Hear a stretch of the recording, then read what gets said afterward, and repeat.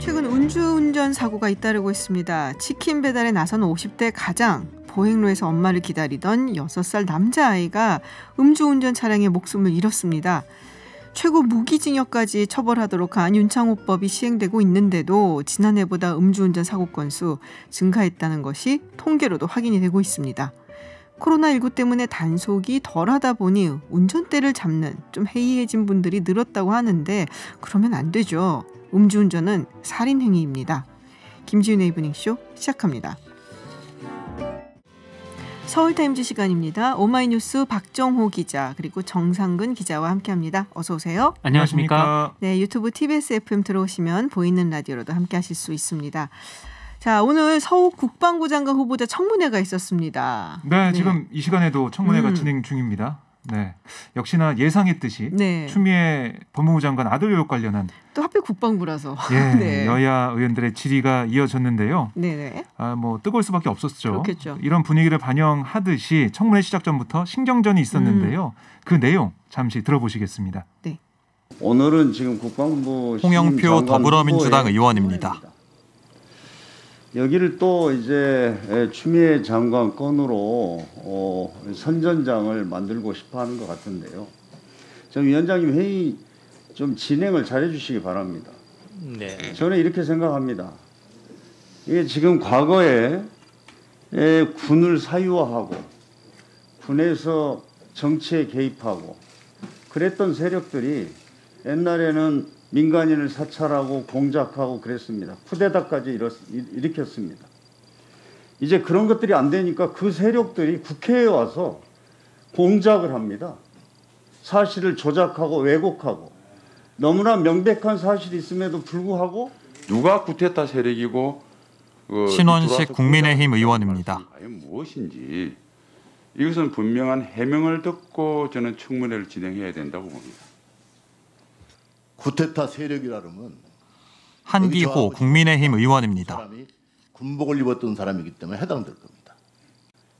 이렇게 예단을 해서 쿠데타 세력이라고 얘기하고 그리고서 진행한다면 최소한도 우리 당 의원님들은 오늘 청문회 하지 않겠습니다. 민주당만 하시길 바랍니다. 그리고 우리 당 의원들이 전부 동의 안 하신다면 저하고 신원식 의원하고는 퇴장하겠습니다.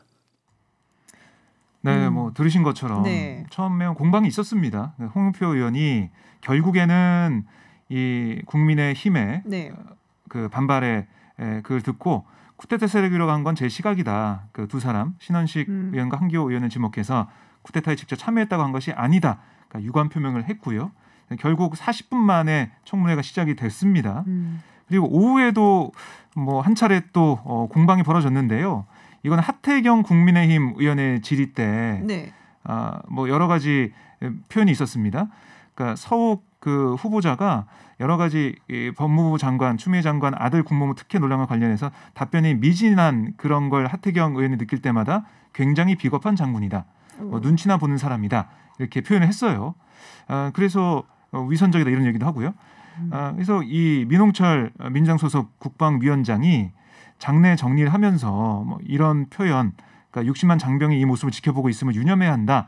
국방위가 품위를 지켜달라라고 얘기를 하니까 거기에 대해서 국민의힘 의원들이 또 반발하면서 뭐 고성이 오가는 그런 일이 있었습니다. 그렇군요. 군 순환 시대다라고 생각을 좀 드는데, 자 오늘 뭐 야당에서 사실은 이제 국방부 장관 청문회이긴 하지만 이 외에도 뭐 추 장관 아들 이야기를 계속했을 것 같아요. 네, 뭐 아까 말씀하셨듯이 하태경 의원 같은 경우에는 이 추미애 장관 아들 케이스가 이게 단순한 케이스는 아니지 않느냐.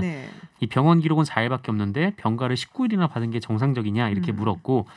이에 대해서 서욱 후보자가 이 병원에 갔다 안 갔다 그것만 갖고 판단할 수 있는 건 아니고 뭐 병가 출발 날짜, 뭐 돌아오는 날짜 이런 것 등을 포함해서 이 지휘관의 영역들이 있어서 케이스마다 조금씩 다르다 이렇게 답변을 했습니다. 그러자 이 하태경 의원이 장관이 되겠다는 사람이 모든 국민이 원하는 답변을 준비를 안 하고 왔느냐 이렇게 쏘아붙였는데 그러면서 이제 군인답지 않고 눈치만 보는 사람 이렇게 얘기를 했고요. 이 서욱 후보자는 있는 그대로 소신껏 말씀드리는 것이다라고 되받았습니다. 그리고 뭐 서욱 후보에게 답변을 요구한 것은 아닌데 이 신원식 의원 같은 경우에는 익명의 제보라고 얘기를 하면서 이 서씨 휴가 연장과 관련해서 어떤 여자분이 이 민원실에 전화를 했다라고 주장을 했습니다. 하지만 뭐 당시 민원실에 전화를 한 사람은 이 추미애 장관 남편으로 기자가 돼 있었다. 뭐 이렇게 얘기를 했는데 다만 누가 이런 제보를 한 것인지에 대해서는 뭐 밝히기 어렵다 이렇게 전하기도 했습니다. 네, 뭐 익명이니까 이게 뭐 어디까지 믿어야 될지는 사실은 모르는 상황이기는 합니다. 민주당에서도 뭐 굉장히 적극적으로 방어를 한 것 같아요. 네, 서른 의원의 얘기를 들어보면 아무리 양심을 걸고 보더라도 이건 특혜를 준 게 아니다. 있는 사실을 뒤집어서 덮어씌우게 하려는 것이다라고 주장을 했고요. 황희 의원은 질의 순서에 ARS 전화 연결음을 들려줬습니다. 무슨 연결음이냐? 국방민원상담센터, 이른바 국방부 민원실 상담 내용이에요. 그러니까 상담하기 전에 거기서 안내 멘트가 나오지 않습니까? 네. 그걸 들려준 거예요. 뭐라고 돼 있냐면 통화 내용 녹음이 된다. 이 안내가 나오거든요. 그러니까 이런 다 녹음되는 상황에서 추 장관이든 보좌관이든 전화를 걸어서 청탁할 수 있겠느냐. 이렇게 얘기를 하면서 적극적인 방어에 나섰습니다. 네, 굉장히 적극적인 것 같아요. 박성준 의원? 네, 원내대변인이죠? 예. 네, 원내대변인. 안중근 의사의 추미애 장관 아들을 비유를 했더라고요. 네, 이 논평을 낸 거예요. 네. 안중근 의사의 비유하는 논평을 내서 또 여러 가지 지금 논란이 좀 벌어지고 있는 상황입니다. 군인 본분을 다하려고 복무 중 병간에 무릎 수술 받았다. 이렇게 강조하면서 그러니까 위국 헌신 군인 본분이라는 안중근 의사의 말을 몸소 실천했다. 이렇게 주장을 했습니다. 그렇군요. 이게 이제 사실은 원래는 서욱 후보자의 인사청문회인데 추 장관 아들 청문회가 돼버린 느낌이 좀 들지만 어쨌든 뭐 서욱 후보자에 대한 이야기도 좀 나왔던 거죠. 네, 뭐 박사 논문 표절 의혹이 있었죠. 이 네. 서욱 후보자가 2015년 6월에 이 발표했던 경남대 정치학 박사 학위 논문이 있었는데 이것을 뭐 표절 검사 프로그램인 이 카피킬러라는 프로그램을 돌려보니까 표절률이 한 32%로 나타났다. 네, 이렇게 국민의힘 측에서 주장을 했습니다. 그래서 통상 30%가 넘으면은 이 표절로 간주를 하는데 뭐 그 기준을 넘었다라는 주장이었고, 그리고 위장 전입 의혹도 나왔었는데요. 이 배우자 그리고 차녀가 원하는 학교 배정을 목적으로 2차례 위장 전입을 했고 뭐 이렇게 얘기가 나왔는데 그런데 이에 대해서는 이제 서욱 후보도 이미 인정을 하고 또 사려 깊지 못했다 이렇게 사과를 한 바가 있습니다. 좀 이런 논란들은 지금 도덕성 청문회에서 다루었는데 이 도덕성 청문회가 비공개로 좀 진행이 된 상황이었고요. 그리고 좀 뜻밖의 논란이 있었는데 이게 복장 문제 논란이었습니다. 그러니까 서욱 후보자가 군복을 입고 왔는데 이 한기호 국민의힘 의원이 청문회가 시작되자마자 인사청문회 자리에서 이 국방부 장관 후보로 나왔으면은 이 민간인 복장을 입어야 되는 거 아니냐? 이 국방부 장관은 민간인 신분이니까요. 그렇게 그렇죠. 얘기를 했는데 그런데 이 민주당에서는 뭐 국방부 장관으로 임명되면 이제 민간이지만 지금은 이제 현직 군인 지휘관이다. 그래서 돌발 상황이 발생했을 경우에 대비하기 위해서라도 항상 이제 군복을 입고 다니는 것이 뭐 의례적이다 이렇게 얘기를 하기도 했고 또 실제로 이전에도 이 국방부 장관 후보자들이 군복을 입고 나온 사례가 꽤나 많았습니다. 뭐 물론 이제 전역한 분들은 양복을 입고 나왔는데 군인 신분으로 나왔던 지목이 됐던 분들은 상당수가 또 군복을 입고 나왔었습니다. 그렇군요. 갑자기 왜 조선시대 때 그거 있었잖아요. 상복을 3년을 입느냐 그거 갑자기 이 생각이 안 나는데 네, 그 생각이 나네요. 그래도 인사청문 보고서는 어떻게 채택이 될 것 같아요? 뭐 좀 얘기를 들어보니까 채택이 되지 않을까 네. 그렇게 좀 보여져요. 그러니까 인사청문 보고서라는 게 여러 가지 것들 담거든요. 그래서 반대하는 의견도 담고 그리고 이 인사가 필요하다는 의견을 담기 때문에 그걸 다 담아서 보고서는 채택할 것 같습니다. 네, 알겠습니다. 자, 이 통신비 2만 원 지원 계속 공방이 있어요. 네, 뭐 국민의힘은 뭐 아시다시피 이 통신비 2만 원 대신 이 전 국민 독감 무료 접종을 주장을 하고 있는 상황이고, 그리고 오늘 대정부 질문 경제 분야 대정부 질문이 있었는데 이 정의당 장혜영 의원이 이 정세균 국무총리에게 이 지금 장애인들이 코로나19 이후에 이 돌봄 사각지대에 방치가 돼 있다. 그래서 이 통신비 지원 예산을 이 중증 장애인 지원 예산으로 쓸 수가 있느냐 또 이렇게 물어보기도 했습니다. 그리고 열린민주당도 이 최강욱 대표가 오늘 기자회견을 열었는데 이 보편적 지원이라는 측면에서도 실질적 효과가 의심스럽고 또 국민의 돈으로 정부가 선심을 쓴다는 비판을 받을 수 있다라면서 사업 철회를 요구를 하기도 해서요. 이 정부 여당 입장에서는 좀 난감한 그런 상황이 벌어졌습니다. 그러네요. 약간 좀 그래도 같이 열린민주당이면은 조금 뜻을 같이 해줄 줄도 알았는데 최강욱 대표가 다른 이야기를 하네요. 그러니까 열린민주당 자체도 이제 검토를 해봤더니 이게 효과가 없다라고 판단한 것 같아요. 아하, 그렇군요. 자, 그렇다고 이거를 철회할 수도 없는 상황이잖아요, 약간. 네, 아직까지는 철회할 분위기는 안 보입니다. 그러니까요. 그래서 이 통신비 2만 원을 지원하겠다라는 그런 입장이고요. 정부에서도 어제 지원 방식이 좀 발표가 됐습니다. 어떤 내용이냐면 9월 현재 보유하고 있는 이동통신 1인 1회선에 대해서 그러니까 9월 통신비 2만 원을 10월에 차감하는 방식으로 지원하겠다. 이게 정부의 설명이에요. 그러니까 9월에 쓴 거를 10월에 차감하는. 그렇죠. 9월에 쓴 게 이제 10월에 내라고 나오지 않습니까? 명세서가. 네. 그때 차감해서 나온다. 이렇게 보시면 되겠어요. 그리고 만약에 월 이용 요금이 2만 원 미만인데 어떡하냐. 이거는 다음 달로 2월에서 2만 원을 채운다. 그럼 11월에. 그렇죠. 2만 원이 될 때까지 2만 원 다 채운다는 거고요. 그렇습니다. 근데 또 주의할 게 뭐냐면 다른 가족 명의의 휴대전화를 이용하는 경우에는 본인 명의를 바꿔야 돼요. 그러니까 뭐 어머니 아버님 네네. 대신 그 내 명의를 해서 대신 경우 있지 않습니까? 그런 거는 바꿔야 어머니 아버님 지원받을 수 있습니다. 아 그렇군요. 또 아들 딸 뭐 그 명의도 바꿔야 되는 그런 상황이 있고요. 1일 1회선이니까. 그렇죠. 네. 바꿔서 1일 1회선으로 만들어야 된다. 이거 기억하셔야 될 것 같고 통신비 지원 대상에는 알뜰폰하고 선불폰도 포함이 되고요. 법인 명의 휴대전화는 제외가 됩니다. 그러니까 뭐 그리고 선불폰, 후불폰 둘 다 사용할 경우에는 후불폰 먼저 지원하게 된다. 이렇게 설명했습니다. 그렇군요. 정부 입장으로 바라봤을 때 조금 약간 아쉬운 게 이게 이제 9월에 쓴 거를 10월에 차감해 주는 거잖아요. 네. 까먹는단 말이에요. 조금 그 효과가 지금 이렇게 딱 와주지가 않고 시간이 지난 다음에 이게 이제 어떻게 보면 효과가 오는 거니까. 사실 이제 정부 입장에서는 추석 전에 이렇게 확 효과가 느껴지면 좋을 텐데. 그러게요. 이게 시간이 지난 다음에 하니까 조금 그런 부분을 아쉬워하지 않을까 싶은 생각이 통신비 같은 경우에는 또 특히 이제 할인 때문이라도 이제 자동이체를 걸어놓으신 분들이 많아가지고. 맞아요. 네, 맞아요. 그렇죠. 자동으로 확 걸어놓으시 잘안 느껴지죠. 피부로. 네, 확 느껴져야지 사실 정부 입장에서도 기분 좋을 텐데. 네, 자 지금 이재명 경기지사가 좀 화가 났네요. 지금 지역 화폐가 무용하다라는 국제연구기관 지금 이게 이제 조세정책연구원이죠. 네네. 여기가 이제 조세재정연구원. 조세재정연구원. 여기서 이제 그런 보고서가 나와서 그것 때문에 굉장히 좀 심하게 이야기를 했어요. 네, 그러니까 이 지역 화폐를 뭐 발행하는 뭐 그 돈 그리고 이 지역 화폐를 운영하면서 드는 돈 이런 것들을 다 종합하면은 경제적 순손실이 올 한 해만 총 2,260억 원에 달한다라는 주장입니다. 뭐 그리고 이제 뭐 지역 화폐를 싸게 팔아서 이게 현금으로 바꾸는 이른바 이 은어로 이제 현금 깡이라고 하는데 그런 것에 대한 이 단속 비용 뭐 이런 것까지 이런 것들까지 다 포함을 하면은 오히려 더 소모되는 비용이 더 많은 거 아니냐 뭐 이런 주장인데 그러자 이재명 지사가 페이스북에 이 지역 화폐 폄훼한 조세재정연구원 발표가 얼빠진 이유 5가지라는 제목의 글을 올렸어요. 네.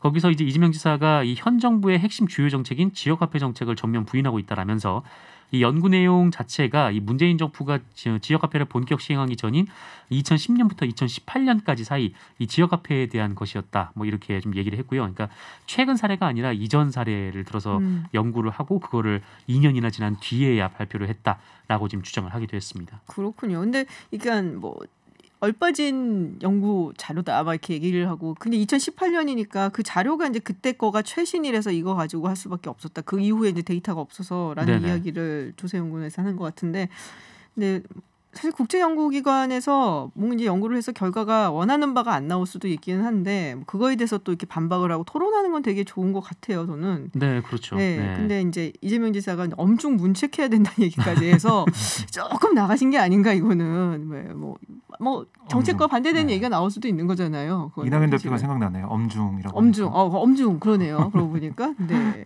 자 그리고 민주당이 그 윤미향, 이상직, 김홍걸 의원에 대해서 이제 조치에 들어간 것때 어제 박정훈 기자가 얘기했단 말이에요. 네, 역시 조치가 들어가네요, 좀. 그렇습니다. 그 윤리감찰단이 지금 새롭게 출범이 되지 않습니까? 그 처음으로 이제 이상직 의원, 김홍걸 의원의 사안에 대해서 조사를 한다고 합니다. 그리고 이제 윤미향 의원 같은 경우에는 당원권을 정지를 했고 지금 이제 윤리감찰단에 올라간 그 이상직 의원 같은 경우에는 이제 이스타항공 대량 실직 관련해서 지금 조사를 하겠다라는 거고 이 김홍걸 의원 같은 경우에는 재산신고 누락 그리고 편법 증여 의혹 이런 것들이에요. 그러니까 지금 이 윤리감찰단이 더불어민주당의 당 쇄신체계 하나로 최근에 출범했던 조직이거든요. 그래서 1호 조사 대상으로 그 이상직, 김홍걸 이 두 의원이 됐습니다. 그렇군요. 근데 윤미향 의원은 지금 회부가 안 된 거잖아요? 네. 네, 이유가 있을 것 같은데요. 예, 검찰 조사가 끝나 기소가 됐기 때문에 윤리감찰단 조사의 실효성이 사라졌다 이렇게 당은 판단을 이미 기소가 했습니다. 됐으니까 뭐 윤리감찰단 그렇습니다. 윤리심판원에서 뭐 이 법도덕 윤리적 관점에서 검토해서 이거를 뭐 윤리감찰단에서 이걸 판단해서 윤리심판에 넘기는데 판단이 된 거 아니냐 이런 얘기를 하고 있고요. 사퇴 권고 여부에 대한 뭐 질문이 나왔는데 거기에 대해서는 법원 판단에 따라 조치하겠다라는 얘기를 하고 있습니다. 그리고 뭐 이상직 그 김원걸 의원 조치에 대해서는 당 일각에서는 이게 너무 신중한 거 아니냐. 그 예전에 이해찬 대표 때를 비교해 보면 양정숙 의원 같은 경우는 부동산 명의신탁 때문에 그냥 제명 조치했거든요. 그러니까 그거에 비교해 보면은 너무나 좀 그 미흡한 게 아니냐 이런 얘기 나오고 있어요. 아하. 빠르게 조치하는 게 국민 눈높이에 맞지 않냐 이런 비판도 있는 겁니다. 그렇군요. 자, 그리고 국민의힘에서 부산시장 출마를 하겠다는 분들이 나오고 있습니다. 김세현 전 의원은 안 하겠다고 이야기를 했는데 다른 분들이 나오나 봐요? 네, 김세현 전 의원이 가장 좀 높은 지지율을 그렇죠. 보였었는데, 그러니까 큰 사람이 안 나오다 보니까 이제 더 많은 사람들이 좀 노려보는 좀 그런 상황이 되다 보니까 이게 하나 둘 나오더니 한 분 두 분 이렇게 나오더니 계속해서 쭉 나오고 있는 상황입니다. 그래서 지금 거론되는 사람은 일단 그 오선의 서병수 의원, 뭐 이런 이분이 있고, 그리고 이 박형준 동아대학교 교수 역시 출마를 검토하고 있다라고 하고요. 이 3선의 장제원 의원은 본인 입장은 얘기는 안 했지만 최근에 싱크탱크 부산 지역을 기반으로 하는 싱크탱크를 하나 출범시켜서 이것이 이제 선거 캠프가 되는 거 아닌가 좀 이런 얘기도 나오고 있고 그리고 유기준 전 의원, 뭐 이진복 전 의원, 뭐 유재중 전 의원, 반민식 전 의원, 이현주 전 의원 등도 지금 고려를 하고 있는 것으로 알려졌고요. 그리고 김종인 국민의힘 비당대책위원장이 초선 의원들의 출마를 얘기를 하고 있는데 이 김미애 국민의힘 의원이 좀 나올 수도 있다라는 얘기가 있습니다. 그래서 이분이 이제 공장 노동자도 하고 이제 초밥집 사장으로 하다가 29살에 이제 사법시험에 합격을 했어요. 대학교에 들어가서. 그래서 좀 성공 스토리가 좀 있는 사람이고, 그리고 이 박수영 국민의힘 의원의 이름도 좀 오르내리고 있는 그런 상황입니다. 그렇군요. 자, 서울타임즈는 여기까지 듣도록 하겠습니다. 지금까지 정상근 기자 그리고 오마이뉴스 박정호 기자였습니다. 고맙습니다. 고맙습니다. 코로나19가 여전히 지역사회에서 산발적으로 발생하고 있습니다. 거기다 환절기까지 겹치면서 독감 유행과도 맞물릴 수 있다라는 우려가 제기되고 있습니다.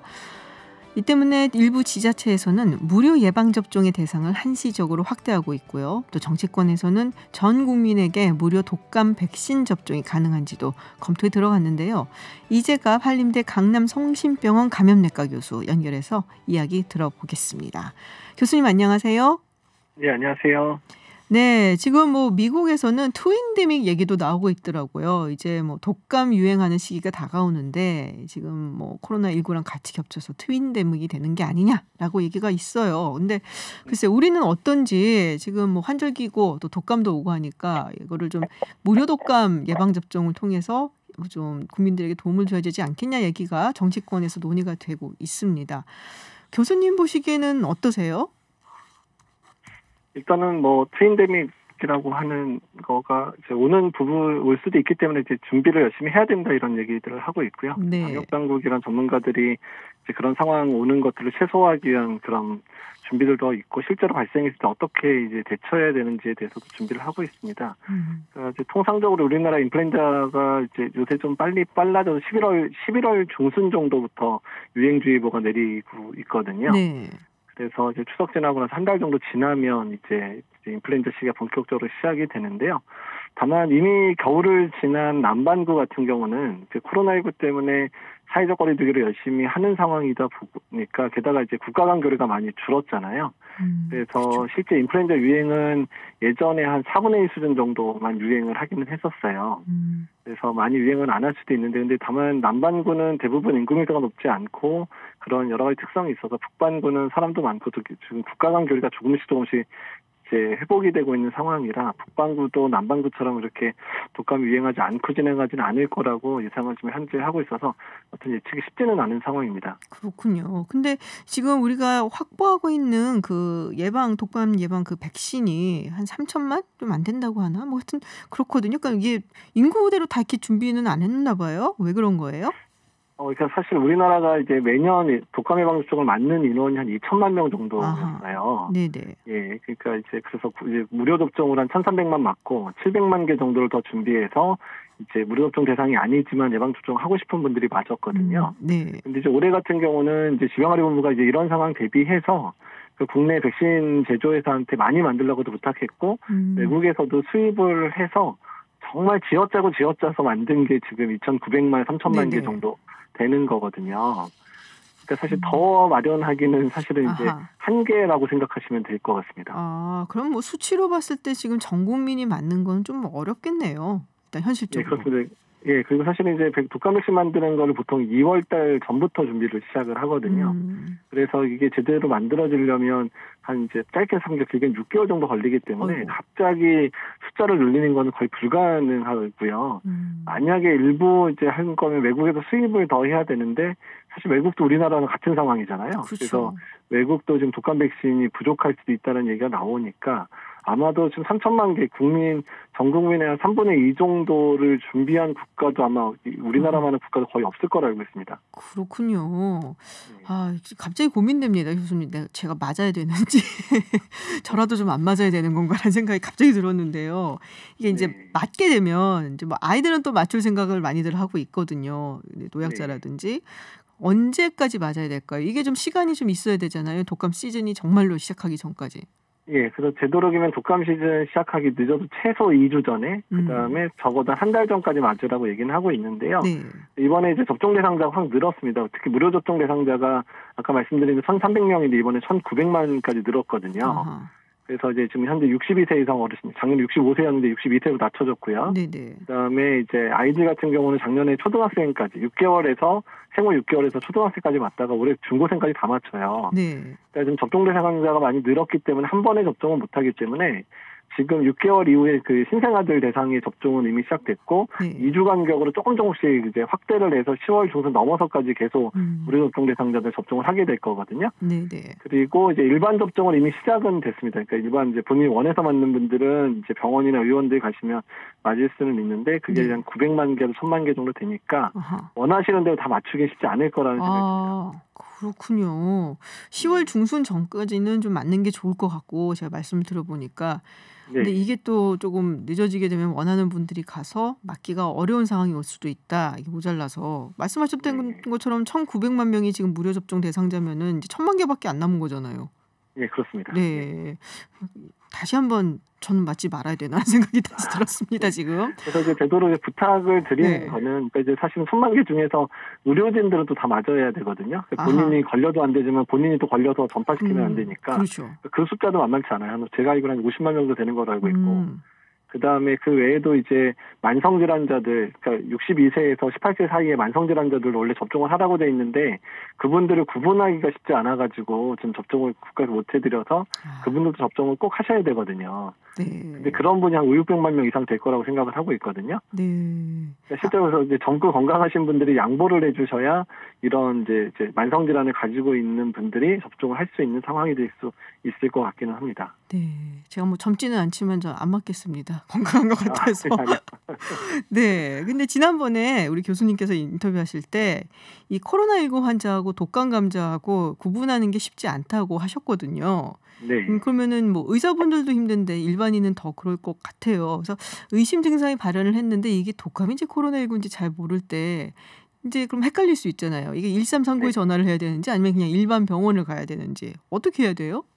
이제 그 부분에 있어서 지금 이제 전문가들하고 질병관리본부가 워킹그룹을 만들어 논의를 하고 있고요. 네. 그래서 지금 이제 의원급의 이제 의료기관들이 예전에는 신속항원 검사라고 코에서 똑같이 코로나 검사 해가지고 코로나 진섭처럼 채취해서 이제 인플루엔자 신속 검사를 하고 뭐 양성이면 약을 주거나 아니면 안 주거나 이렇게 했는데 지금 코로나 환자가 섞여 있을 수도 있어서 그런 검체 채취가 상당히 어려워졌습니다.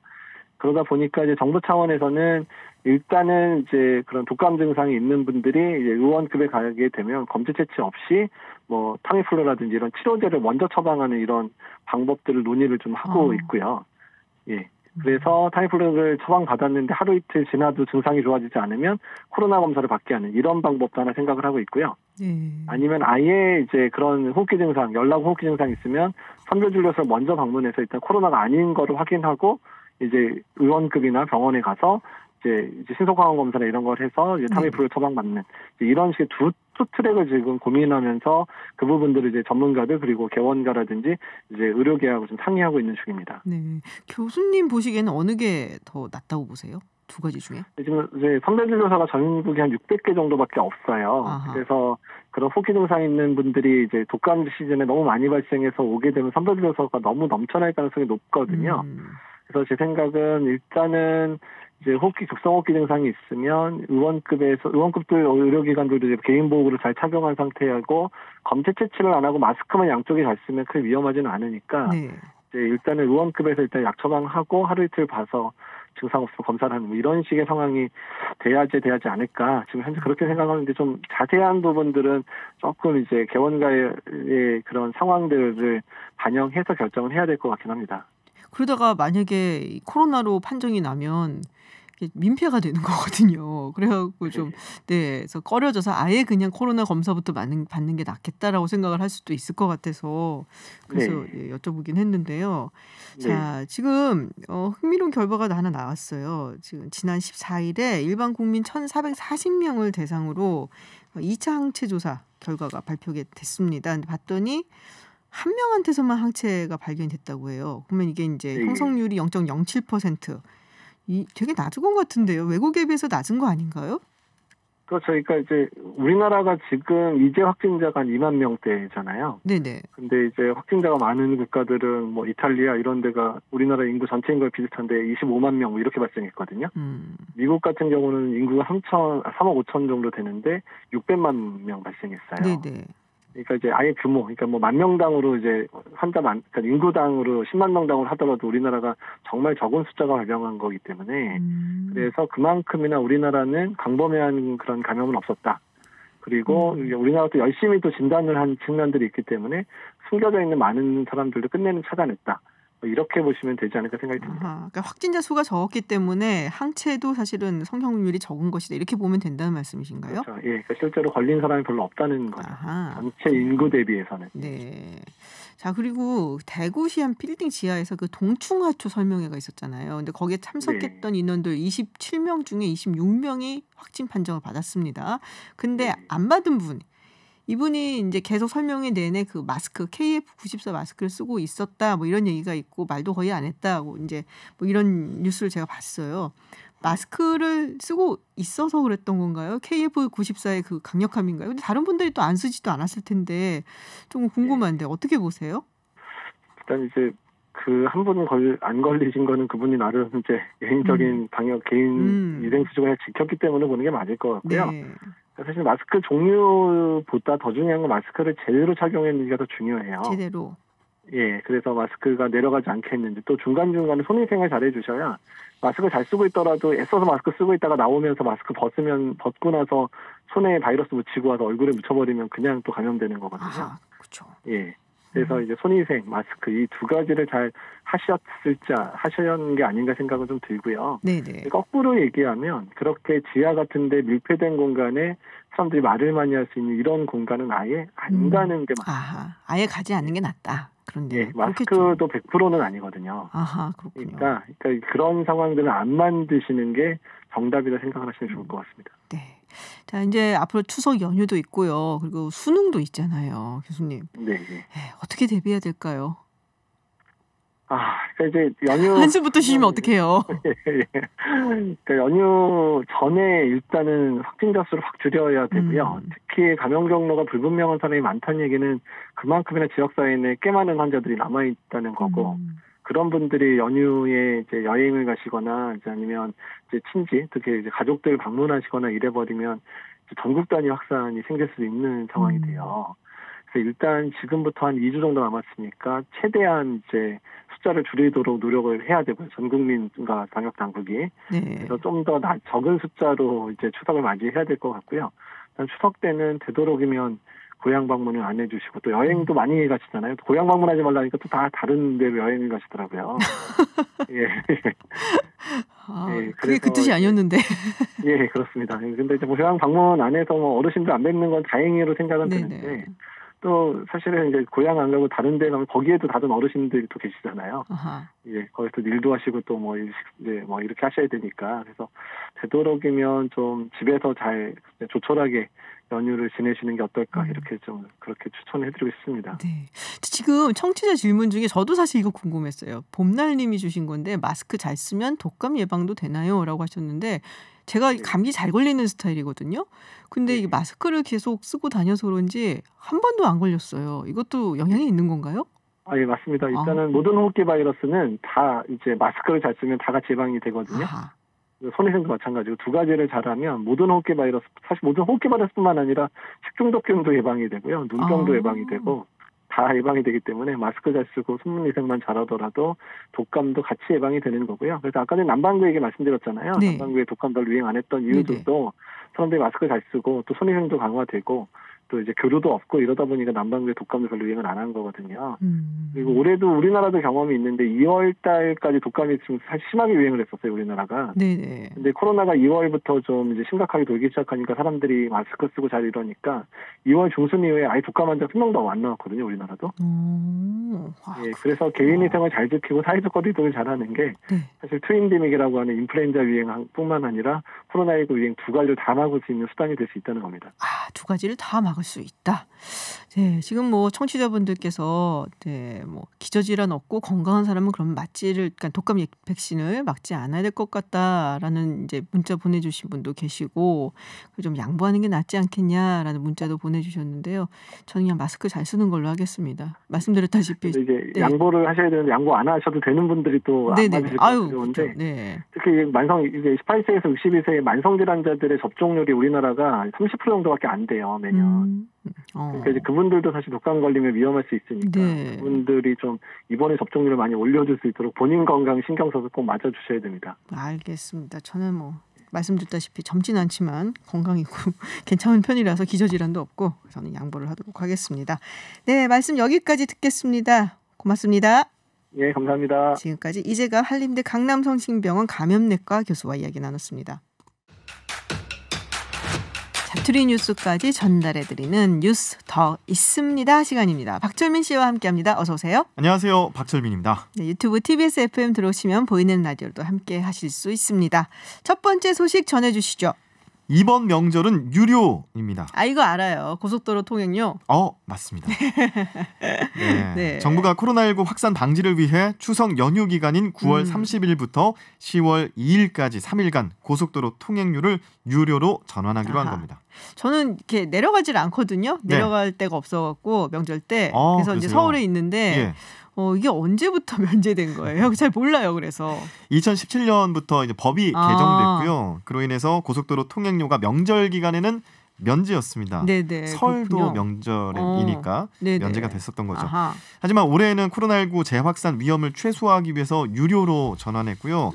앞서 정부는 추석 연휴 때 가급적이면 고향과 친지 방문을 자제해달라고 요청한 바 있는데요.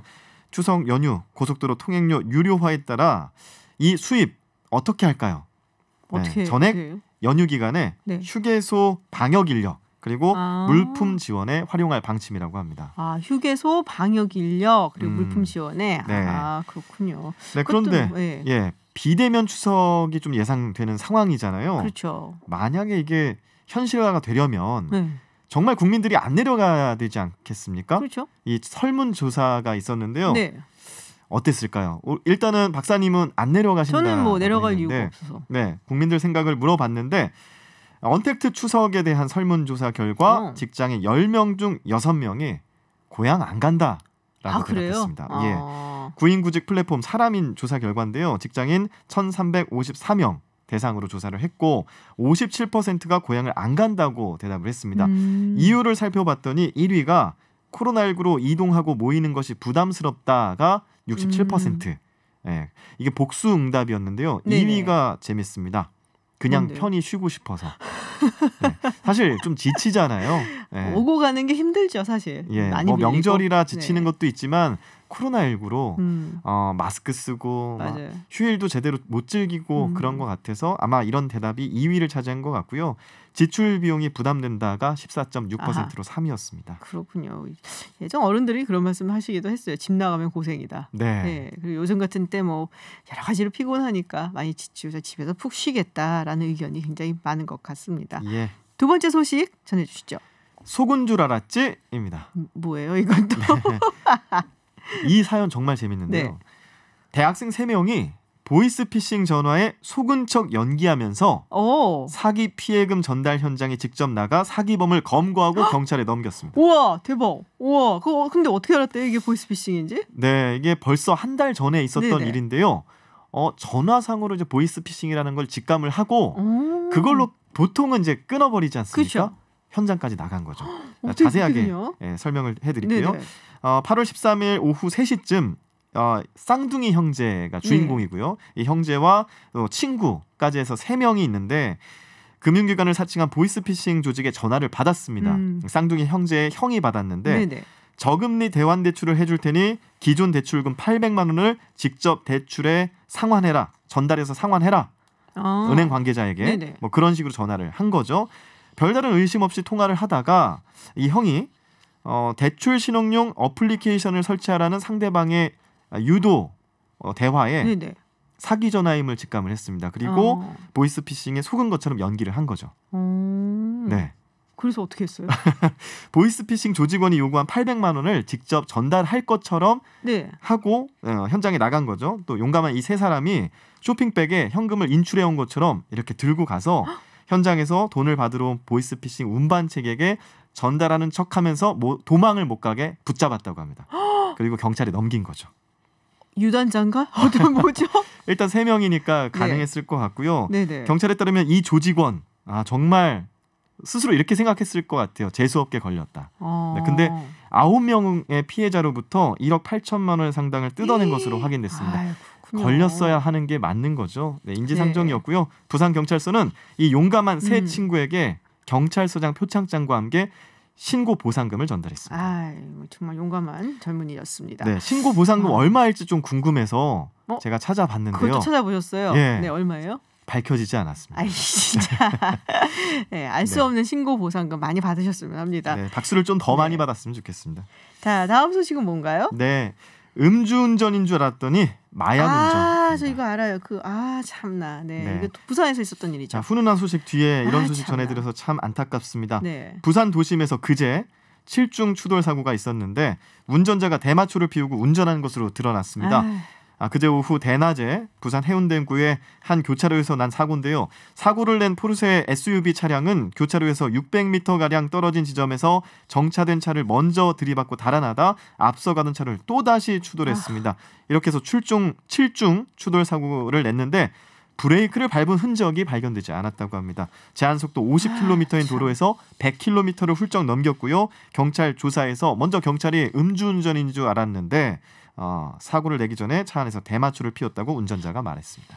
근데 뭐 블랙박스도 빼내고 막 증거인멸 시도까지 했다는데 네. 여기에도 동승자가 있었다고요? 그렇습니다.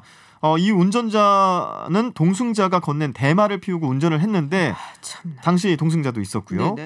경찰은 동승자도 대마를 흡입했는지 여부를 확인할 계획이라고 밝혔고요. 이 사고로 7명이 중경상을 입었는데 정말 사망자가 발생하지 않은 것이 천만다행입니다. 정말 천만다행이에요. 저도 그 영상을 어쩌다 보게 됐는데 너무 끔찍하더라고요. 네. 근데 어떻게 음주운전도 아니고 대마를 피우고 이런 말도 안 되는 진짜 그것도 대낮이요. 그러니까요. 꼭 처벌 받아야 돼요. 참. 자, 마지막 소식 전해주시죠. 네, 코로나로 복권은 대박입니다. 복권이 많이 몰리나 봐요. 그렇습니다. 이제 복권 사신 분들이 대박이 나야 되는데 복권을 판매한 곳이 대박이 나는 그런 상황이죠. 원래 복권은 하기가 어렵잖아요. 그걸 따기가 상금을. 그렇죠. 좀 이런 상황인데요. 올해 상반기 복권이 2005년 이후 최대 규모 판매를 기록했습니다.